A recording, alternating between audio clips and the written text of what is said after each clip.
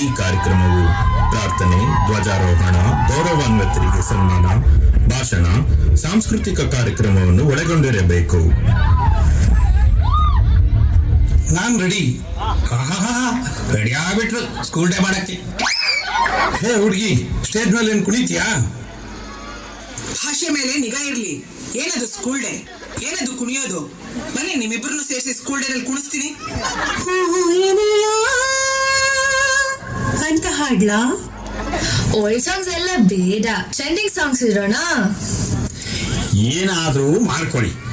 ಲಕ್ಷಣವಾಗಿ ಒಂದು ಸೀರೆ ಉಟ್ಕೊಂಡು ಕುಂಕುಮ ಇಟ್ಕೊಂಡು ಒಂದು ಪ್ರಾರ್ಥನೆ ಅನ್ನೋನಾದ್ರೂ ಮಾಡಮ್ಮ. ಇಲ್ವಾ ಒಂದು ವೇದಘೋಷನಾದ್ರೂ ಮಾಡ್ರಿ. ವೇದಘೋಷನ? ರಾಜ್ಯೋತ್ಸವಕ್ಕೆ ವೇದಘೋಷ ಎಲ್ಲ ಬೇಡಪ್ಪ. ನನ್ನ ಮಕ್ಕಳಿಗೆ ಎಷ್ಟು ತೊಂದರೆ ಕೊಡ್ತೀರಾ ನೀವು? ಏನು, ನಿಮಗೆ ಮಕ್ಕಳಿದ್ದಾರಾ? ನನಗಲ್ಲ, ನನ್ನ ಹೆಂಡತಿಗೆ.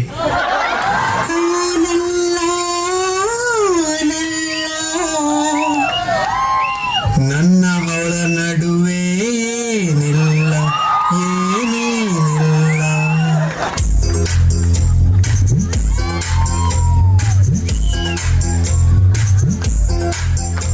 ರೊಮ್ಯಾನ್ಸ್ ಮಾಡಕ್ಕೆ ಇದೇನ್ ಪಾರ್ಕ ಅಲ್ಲಲೇ. ನಮ್ ಏರಿಯಾದಾಗ ಪಾರ್ಕ್ ಎಲ್ಲಿ ತರ್ತಿದಿ? ಬರೀ ಸ್ಮಶಾನ. ಮಾತಾಡೋ ಬದಲು ವಾಟ್ಸಪ್ ಅಲ್ಲಿ ಒಂದು ಮೆಸೇಜ್ ಹಾಕಿ, ನಾನ್ ಫಾಲೋ ಅಪ್ ಮಾಡ್ತೀನಿ. ಇದಪ್ಪ ಮಾತು. ಇವ್ರಿಗೆ ಸನ್ಮಾನ ಮಾಡೋಣ ರಾಜ್ಯೋತ್ಸವದಲ್ಲಿ. ಮಾಳವಿಕಾ ಅವ್ರೆ, ನಿಮ್ಗೆ ಸನ್ಮಾನ ಮಾಡ್ಬೋದಿತ್ತಲ್ವಾ? ರೀ, ಅವ್ರು ಬೇಡ್ರಿ. ಮುಂದಿನ ಮಹಿಳಾ ಪ್ರತಿನಿಧಿ ಇವರಿಗೆ ಆಗ್ಲಿ ಸನ್ಮಾನ. ಸನ್ಮಾನ ಒಂದೇ ಅಲ್ಲ, ಪರ್ಫಾರ್ಮೆನ್ಸ್ ಕೂಡ ಇಂಪಾರ್ಟೆಂಟ್, ಗೊತ್ತಾ? ಸನ್ಮಾನಕ್ಕೆ ಒಂದು ಅರ್ಹತೆ ಬೇಕ್ರಿ. ಇವ್ರಿಗೆ ಅರ್ಹತೆ ಇಲ್ವಾ? ಇಂಜಿನಿಯರ್ ಓದಿ LLB ಅಲ್ಲಿ ಚಿನ್ನದ ಪದಕ ಪಡ್ಕೊಂಡಿದ್ದಾರೆ. ಇವ್ರಿಗಿಂತ ಅರ್ಹತೆ ಬೇಕೇನ್ರಿ? ಇವ್ರು 1 ಬಾಯಿ 10 ಬಾಯಿ ಸಮಾನ. ಸ್ವಲ್ಪ ಎಲ್ಲದಕ್ಕೂ ಕಡ್ಡಿ ಅಲ್ಲಾಡ್ಸ್ಬೇಡ್ರಿ. ಏನ್ರಿ ಕಡ್ಡಿ ಅಲ್ಲಾಡ್ಸೋದು? ನೀ ಹಿಂಗ್ ಮಾಡಿದ್ದಕ್ಕೆ ಪಂಚಕನ್ಯರು ನಮ್ ಯಾವ ಕಾರ್ಯಕ್ರಮಕ್ಕೂ ಬರ್ತಿಲ್ಲ. ಬೇಡ ಬೇಡ, ಅವ್ರ ವಿಷಯ ಬೇಡ. ನಾನು ಅವ್ರ ಅಭಿಮಾನಿ. ಅವ್ರಿಗೋಸ್ಕರ 2 ವರ್ಷ ರಾಜ್ಯೋತ್ಸವನೇ ಮಾಡಿಲ್ಲ. ಹೌದಾ? ಅತ್ತಿಗೆ ಬಂದಿಲ್ವಾ? ಗೌಡ್ರೆ, ಪ್ರಕಾಶಿಕೆ ಮಾಡಿ ಸನ್ಮಾನ. ಏನು ಏನು ಪಾರ್ಟಿ ಚೇಂಜಾ? ಕ್ಯಾಂಪಸ್ ಬಸ್ ಹರ್ಕೊಂಡು ಹೋಗ್ರಿ. ಅಯ್ಯೋ ಸುಮ್ನಿರಪ್ಪ, ಎಲ್ಲಾರು ಆಮೇಲೆ ಎಲಿಮಿನೇಟ್ ಮಾಡ್ತಾರೆ. ಅಯ್ಯೋ ಸ್ಟಾಪ್ ಇಟ್. ನಾವು ಆಡಿಯನ್ಸ್ ನ ಎಂಟರ್ಟೈನ್ ಮಾಡ್ಬೇಕು ವೋಟಿಂಗ್ ಆಗಿ. ಇಲ್ಲಮ್ಮ, 3 ವರ್ಷದಿಂದ ನಮ್ಮ ಮನೇಲಿ ಖಾಲಿ ಸಾರುಗಳು ಕುಂತಿವೆ. ಇಬ್ರಿಗೂ ಸನ್ಮಾನ ಮಾಡೋಣ.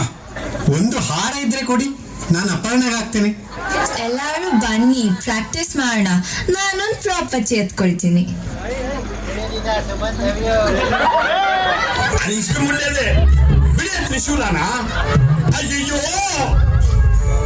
ಏನ್ರಿ ಗುರುಜಿ ಅದು ಹೆಣ್ಮಕ್ಳ ಮೇಲೆ ನಿಮ್ ಭಾಷೆ? ನೋಡ್ತಾನೇ ಇದೀನಿ. ರೀ ಅಪರ್ಣ, ಎತ್ಕೊಳ್ರಿ ತ್ರಿಶೂಲನ, ನೋಡೋಣ ಏನಾಗತ್ತೆ ಅಂತ.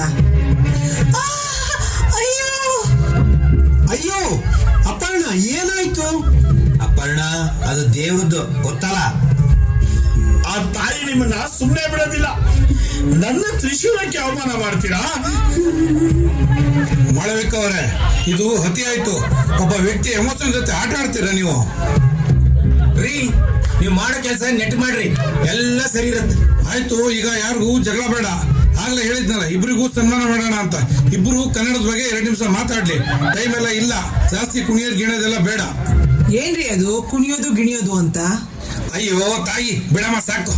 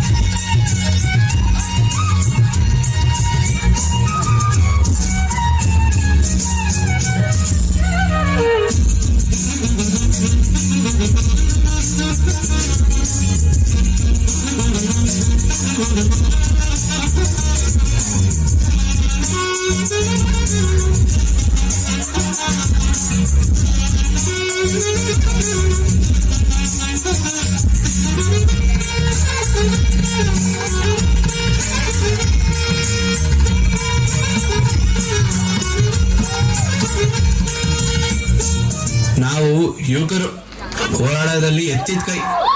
ಭಾಷೆ ಬಗ್ಗೆ ನಾಡ್ ಬಗ್ಗೆ ಭಾಷಣ ಕೊಡಕ್ಕೆ ನಮ್ಮ ಅಕ್ಕನೇ ಸರಿ. ಬರೀ ಫಿಲ್ಮಿ ಡೈಲಾಗ್ ಹೇಳಿದ್ರೆ ಹೇಗೆ? ನಮ್ ಕರ್ನಾಟಕದ ಬಗ್ಗೆ, ಅದ್ರ ಏಕೀಕರಣದ ಬಗ್ಗೆ ನಿಮ್ಗೆಲ್ಲ ಎಷ್ಟು ಗೊತ್ತಿದೆ? ಬ್ರಿಟಿಷ್ ಆಳ್ವಿಕೆಯಲ್ಲಿ ಕನ್ನಡ ಭಾಷಿಕ ಪ್ರದೇಶಗಳು ವಿವಿಧ ಸಂಸ್ಥಾನಗಳಾಗಿ ವಿಂಗಡಣೆಯಾಗಿದ್ವು. ಹಳೆ ಮೈಸೂರು, ಹೈದರಾಬಾದ್ ಕರ್ನಾಟಕ, ಬಾಂಬೆ ಕರ್ನಾಟಕ, ಕರಾವಳಿ ಪ್ರದೇಶ, ಉತ್ತರ ಕರ್ನಾಟಕ, ಕೊಡಗು. ಭಾಷಾ ಆಧಾರದ ಮೇಲೆ ಒಂದು ರಾಜ್ಯವನ್ನು ರಚಿಸಬೇಕೆಂಬ ಆಶಯ ಕರ್ನಾಟಕ ಏಕೀಕರಣ ಚಳವಳಿ ಹುಟ್ಟೋದಕ್ಕೆ ಕಾರಣ ಆಯಿತು. 1890ರಲ್ಲಿ ಸ್ಥಾಪನೆಯಾದ ಕರ್ನಾಟಕ ವಿದ್ಯಾವರ್ಧಕ ಸಂಘವು ಈ ಚಳವಳಿಯ ಐತಿಕ ಸ್ವರೂಪಕ್ಕೆ ಕಾರಣವಾಯಿತು. ಕರ್ನಾಟಕದ ಕುಲಪುರೋಹಿತ ಖ್ಯಾತಿಯ ಆಲೂರು ವೆಂಕಟರಾಯರು ಈ ಹೋರಾಟವನ್ನು ಮುನ್ನಡೆಸಿದ್ರು. ಇವ್ರ ಜೊತೆ ಗುದ್ಲೆಪ್ಪ ಹಳ್ಳಿಕೇರಿ, ಸಿದ್ದಪ್ಪ ಕಾಂಬ್ಳಿ, ಆರ್.ಎಚ್. ದೇಶಪಾಂಡೆ, ಕೆಂಗಲ್ ಹನುಮಂತಯ್ಯ, ಗೊರೂರು ರಾಮಸ್ವಾಮಿ ಅಯ್ಯಂಗಾರ್ ಸೇರಿದಂತೆ ಅನೇಕ ನಾಯಕರು ಈ ಹೋರಾಟದಲ್ಲಿ ಪ್ರಮುಖ ಪಾತ್ರ ವಹಿಸಿದ್ರು. 1912ರಲ್ಲಿ ಆಲೂರರು ಪ್ರಕಟಿಸಿದ ಕರ್ನಾಟಕ ಗತವೈಭವ ಎಂಬ ಕೃತಿ ಈ ಚಳವಳಿಗೆ ಹೆಚ್ಚು ಉತ್ತೇಜನ ನೀಡಿತು. 1924ರ ಬೆಳಗಾವಿ ಕಾಂಗ್ರೆಸ್ ಸಮ್ಮೇಳನವು ಕರ್ನಾಟಕ ಏಕೀಕರಣದ ಒಂದು ಪ್ರಮುಖ ವೇದಿಕೆಯಾಯಿತು. ಇದೇ ವೇದಿಕೆಯಲ್ಲಿ ಕರ್ನಾಟಕ ಏಕೀಕರಣ ಸಮ್ಮೇಳನವನ್ನು ಮೊದಲ ಬಾರಿಗೆ ನಡೆಸಲಾಯಿತು. 1946ರ ಮುಂಬೈ ಸಮ್ಮೇಳನದಲ್ಲಿ ಸರ್ದಾರ್ ಪಟೇಲರು ಭಾಷಾವಾರು ರಾಜ್ಯಗಳ ರಚನೆಗೆ ಬೆಂಬಲ ವ್ಯಕ್ತಪಡಿಸಿದ್ರು. ಇದು ಹೋರಾಟಕ್ಕೆ ಮತ್ತಷ್ಟು ಬಲ ತುಂಬಿತು. 1956ರ ನವೆಂಬರ್ 1ರಂದು ಎಲ್ಲಾ ಕನ್ನಡ ಭಾಷಿಕ ಪ್ರದೇಶಗಳನ್ನು ಮೈಸೂರ ಸಂಸ್ಥಾನದೊಳಗಡೆ ವಿಲೀನಗೊಳಿಸಲಾಯಿತು. ಮೈಸೂರು ರಾಜ್ಯ ಎಂದು ಹೆಸರಿಡಲಾಯಿತು. ನಂತರ 1973ರಲ್ಲಿ ಇದು ಕರ್ನಾಟಕ ಎಂದು ಮರುನಾಮಕರಣಗೊಂಡಿತು. ಈ ಏಕೀಕರಣವು ಕನ್ನಡ ಭಾಷಿಗರ ಆಶಯಗಳನ್ನು ಈಡೇರಿಸಿತು ಮತ್ತು ಒಂದು ಬಲಿಷ್ಠ ರಾಜ್ಯವನ್ನು ನಿರ್ಮಿಸಿತು. ನಮ್ಮ ಕರ್ನಾಟಕ, ನಮ್ಮ ಕನ್ನಡ, ನಮ್ಮ ಹೆಮ್ಮೆ. ಜೈ ಭುವನೇಶ್ವರಿ. ನಮ್ಮೂರ್ನವ್ರು ಯಾರು ಇರ್ಲಿಲ್ವಾ? ಸಾಕ್ ಮಾಡಿ ನಿಮ್ ಲೆಕ್ಚರ್ನ.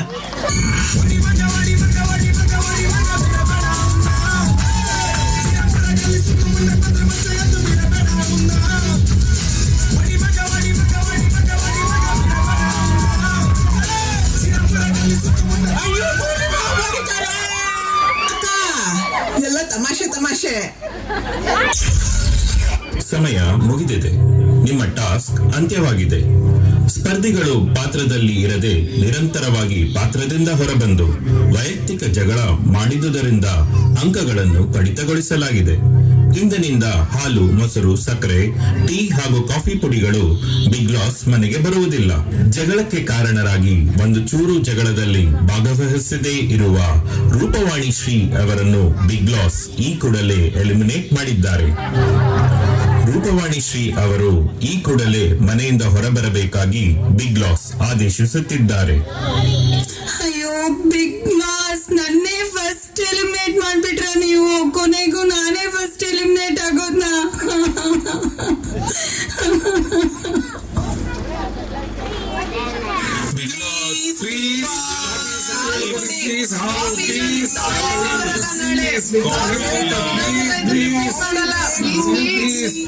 ನಿಮ್ಮ ಅತಿಯಾದ ಬೇಡಿಕೆಯನ್ನು ಬಿಗ್ ಲಾಸ್ ಪರಿಗಣಿಸಿದ್ದಾರೆ. ನಿಮಗೆ ಇನ್ನೊಂದು ಅವಕಾಶವನ್ನು ನೀಡಲಿದ್ದಾರೆ. ನಮ್ಮ BCCHS ಬಡಾವಣೆಯಲ್ಲಿ ಸಂಗೀತ ನೃತ್ಯ ತರಬೇತಿ ನಡೆಸುತ್ತಿರುವ ದಂಪತಿಗಳಾದ ದಿವ್ಯಾ ಮಯೂರಿ ಹಾಗೂ ಹರ್ಷ ದೀಕ್ಷಿತ್ ಅವರನ್ನು ಬಿಗ್ ಲಾಸ್ ಮನೆಗೆ ಕಳುಹಿಸಲಾಗುತ್ತದೆ. ಎಲ್ಲಾ ಸ್ಪರ್ಧಿಗಳು ಅವರಿಂದ ಸಂಗೀತ ನೃತ್ಯ ತರಬೇತಿಯನ್ನು ಪಡೆದು ಪ್ರೇಕ್ಷಕರಿಗೆ ಮನೋರಂಜನೆಯನ್ನು ನೀಡಿದರೆ ಹಾಲು, ಮೊಸರು, ಸಕ್ಕರೆ, ಟೀ, ಕಾಫಿ ಪುಡಿಯನ್ನು ವಾಪಸ್ ನೀಡಲಾಗುವುದು. ಧನ್ಯವಾದಗಳು ನಿಖಿಲಾಸ್. ಅಬ್ಬಾ.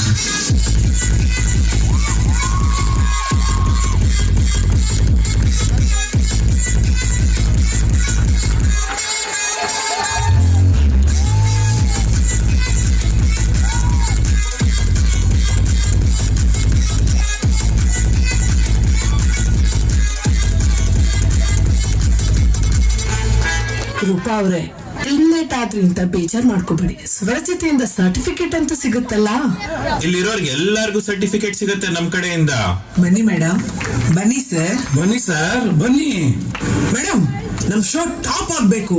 ಭರ್ಜರಿ ಡ್ಯಾನ್ಸ್ ಮಾಡೋಣ. ಟ್ರೆಂಡಿಂಗ್ ಸಾಂಗ್ ಮಾಡೋಣ. ನಮ್ಮನ್ನು ಹಾಕೊಡ್ರಿ, ನಾವು ಮಾಡ್ತೀವಿ. ಹಾಗಿದ್ರೆ ನಿಂಬೆ ಹಣ್ಣಿಂತ ಹುಡುಗಿ ಡ್ಯಾನ್ಸ್ ಮಾಡ್ತೀರಾ? ಇಲ್ಲಪ್ಪ, ನಾ ಭರತನಾಟ್ಯ ಮಾತ್ರ ಮಾಡ್ಸೋದಿಲ್ಲಿ. ಸರಿಯಾಗಿದೆ, ಇದೇ ನಮ್ಮ ಸಂಸ್ಕೃತಿ. ಮೇಡಮ್ ದಯವಿಟ್ಟು ಸ್ಕೂಲ್ ಡೇ ಪ್ರೋಗ್ರಾಮ್ ನಿಲ್ಸಿ ಮೇಡಮ್. ಕರೆಕ್ಟಾಗಿ ಹೇಳಿದ್ರಿ. ನಾನು ಅಪರ್ಣ ಯಾಕೆ ಡುಯೇಟ್ ಮಾಡಬಾರ್ದು? ನಾವು ಹೇಗಿದ್ರು ರೆಡಿ ಇದ್ದೇವಲ್ಲ. ಅಪರ್ಣ ಸಾಕ್ ಮಾಡು, ನೀನ್ ಯಾರಂತ ಗೊತ್ತಿಲ್ಲ. ಓ, ನಿಮ್ದು ಅವ್ರದ್ದು ಅತಿ ಆಯ್ತು. ಇದೆಲ್ಲ ಬೇಡಪ್ಪ, ನಾನು ಹೇಳ್ದಂಗೆ ಭರ್ಜರಿ ಪರ್ಫಾರ್ಮೆನ್ಸ್ ಮಾಡೋಣ. ನಾನು ಇದನ್ನ ಖಂಡಿಸ್ತೀನಿ. ನೀವೇ ಗುಂಪು ಕಟ್ಕೊಂಡು ಅದು ಹೇಗೆ ಕಾರ್ಯಕ್ರಮ ಮಾಡ್ತೀರಿ? ನೀವು ಪರ್ಮಿಷನ್ ತಗೊಂಡ್ರಾ?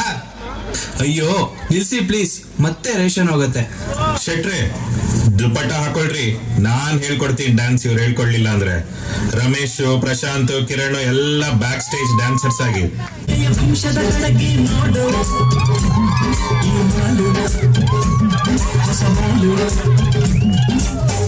ಬೀದಿಯಲ್ಲಿ ಬಂದ್ರೆ ನೋಡು ಇಂಥ ಬ್ಯೂಟಿ, ತಗೋ ನಮಗೆ ಇಲ್ಲಿ ಬಿಟ್ಟು ಇಂದು ಕೊಟ್ಟಿದ್ಯೂಟಿ.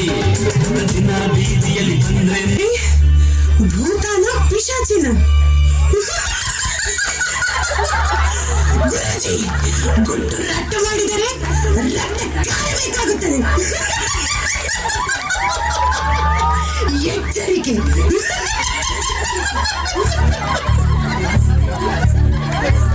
ಎಂತ ಸಾವ! ಅಪರ್ಣ, ನೀನು ಹೌದು, ಬನ್ನಿ ಡುಯೆಟ್ ಹಾಡ್ಕೊಂಡು ಡ್ಯಾನ್ಸ್ ಮಾಡೋಣ.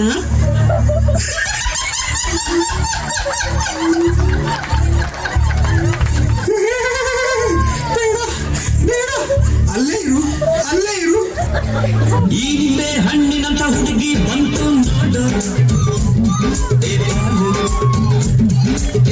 ಆಂಚಿ ಅಲ್ಲಿ ನೋಡಿ, ಛೀ ಎಷ್ಟು ವಲ್ಗರ್ ಆಗಿ ಡ್ಯಾನ್ಸ್ ಮಾಡ್ತಾ ಇದಾರೆ. ನಿಮ್ಗೆ ಹೇಳೋರು ಯಾರು ಇಲ್ವಾ? ಹೆಣ್ಮಕ್ಳಂದ್ರೆ ಏನ್ ಅನ್ಕೊಂಡಿದೀರಾ? ಅಕ್ಕ ಸುಮ್ನಿರಕ್ಕ. ಅಂಕಲ್ ನೀವು ನಿಲ್ಸಿ.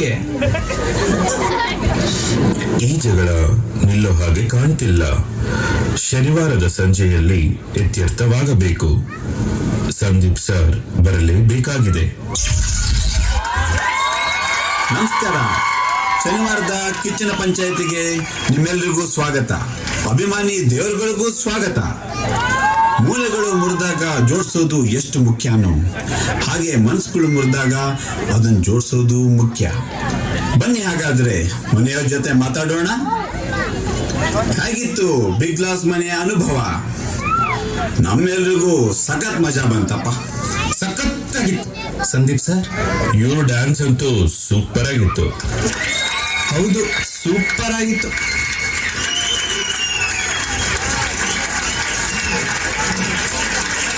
ಸೂಪರ್ ಆಗಿತ್ತು.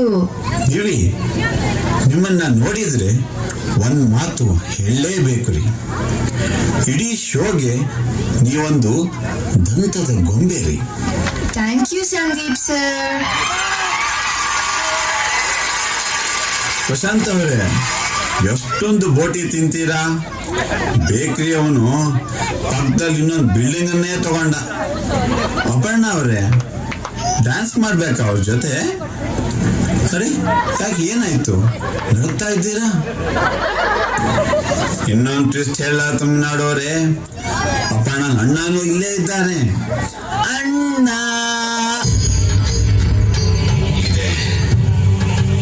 ಇಲ್ಲೊಂದು ಸಮಸ್ಯೆ ಖಂಡಿತ ಇದೆ. ಒಂದಲ್ಲ ಎರಡು ಸಮಸ್ಯೆ ಇದೆ. ಅಯ್ಯೋ ಸಂದೀಪ, ಬಿಟ್ಬಿಡಪ್ಪ. ಏನದು ಸೌಂಡು? ಅದ್ ಬಿಡಿ ಮೇಡಮ್. ಏನ್ರಿ ರಮೇಶ್ ಅವರೇ ಜಗಳ? ಸರ್, ನನ್ಗೆಲ್ರು ಒಂದೇನೆ, ಇವ್ರು ಅರ್ಥನೇ ಮಾಡ್ಕೊಳಲ್ಲ. ಸುಮ್ಮನೆ ರೀ, ನೀವು ಮಾಡೋ ಭೇದ ಭಾವ ನಮ್ಮ ಬೇರೆದಲ್ಲಿ ಯಾರು ಮಾಡಲ್ಲ. ಅವ್ರು ಮಾಡ್ತಾರೋ ಬಿಡ್ತಾರೋ, ನೀವು ಮಾತ್ರ ಅಲ್ಲಿದ್ದಿಲ್ಲಿಗೆ ಹೇಳಿ ಇಲ್ಲಿದ್ದ ಅಲ್ಲಿಗೆ ಹೇಳಿ ಜಗಳ ಎಲ್ಲ ದೊಡ್ಡದ್ ಮಾಡ್ತೀರಾ. ನೋಡಿ ಸಂದೀಪ್ ಸರ್, ನಮ್ಮ ಏರಿಯಾದಲ್ಲೂ ಇದೇ ನಡೀತಾ ಇರೋದು. ಸರಿ, ಈಗ ನೋಡಿ, ಇಲ್ಲೊಂದು ಮಾತು ಹೇಳ್ತೀನಿ ಕೇಳಿ. 5 ಬೆರಳುಗಳು ಒಂದೇ ತರ ಇರಲ್ಲ. ಒಂದ್ ಮನೆಯಲ್ಲಿ ಹೇಗೆ 5 ಜನ ಒಂದೇ ತರ ಇರಲ್ವೋ, ಬಡಾವಣೆ ಜನರು ಹಾಗೇನೆ ಒಂದೇ ತರ ಇರಲ್ಲ. ಆದ್ರೆ ನಮ್ಗೇನಾದ್ರೂ ಹೆಚ್ಚು ಕಡಿಮೆ ಆದ್ರೆ ಬರೋದು ಪಕ್ಕದ ಮನೆಯವನೋ ಮುಂದಿನ ಬೀದಿಯವನೋ ಹೊರತು ಎಲ್ಲೋ ಇರೋ ಸಂಬಂಧಿಕರಲ್ಲ. ನೆನಪಿಡಿ, ಮನೆ ಅಂದಮೇಲೆ ಎಲ್ಲ ಇರುತ್ತೆ ಹೋಗುತ್ತೆ. ಅದನ್ನೆಲ್ಲ ಮನಸ್ಸಿಗೆ ಹಚ್ಕೊಳ್ದೆ ಮುಂದೆ ಸಾಕ್ತಾ ಇರ್ಬೇಕು. ಏನಾಗಲಿ ಮುಂದೆ ಸಾಗುನಿ ಬಯಸುತ್ತಿಲ್ಲ ಸಿಗದು ಬಾಳಲಿ ಬಯಸುತ್ತಿಲ್ಲ ಸಿಗದು ಬಾಳಲಿ ನನ್ನಾಣೆ ನನ್ನ ಮಾತು ಸುಳ್ಳಲ್ಲ ನನ್ನಾಣೆ ನನ್ನ ಮಾತು ಸುಳ್ಳಲ್ಲ.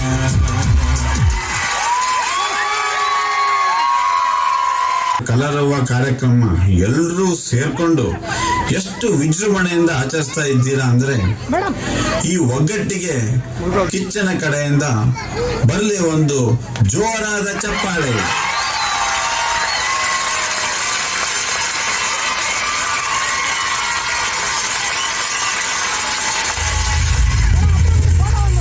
ನಿಮ್ಮೆಲ್ರಿಗೂ ಈ ಕಾರ್ಯಕ್ರಮ ಇಷ್ಟವಾಗಿದ್ರೆ ಮುಂದಿನ ವರ್ಷ 2ನೇ ಸೀಸನ್ನೊಂದಿಗೆ ಮತ್ತೆ ನಾವೆಲ್ಲ ಬರ್ತೀವಿ. ನೀವು ಬರ್ತೀರಾ?